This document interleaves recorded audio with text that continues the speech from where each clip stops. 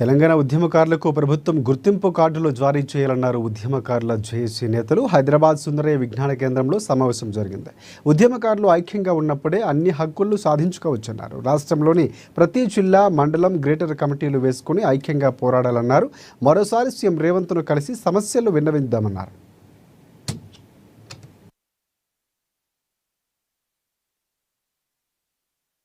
రాష్ట్ర సాధన ఉద్యమము అది ప్రజలందరూ దాంట్లో భాగస్వాములే. కొంతమంది ప్రాణాలు బలి తీసుకుని ఉద్యమానికి ప్రాణం పోస్తే, కొంతమంది ఈ తెలంగాణ రాష్ట్ర సాధన కోసము తమ ఆస్తిపాస్తులన్నింటినీ కూడా కరగదీసుకున్నారు. కొంతమంది ఉద్యోగాలను కూడా లెక్క చేయకుండా పోరాటంలో పాల్గొన్నారు. కుటుంబాన్ని కూడా పక్కన పెట్టి తెలంగాణ కోసం నిలబడ్డారు. ఇట్లా అనేక మంది పోరాటాల ఫలితంగానే ఈ రాష్ట్రం ఏర్పడ్డది. ఇది ఏ ఒక్కరి వల్లనో ఏర్పడినటువంటి రాష్ట్రం కాదు.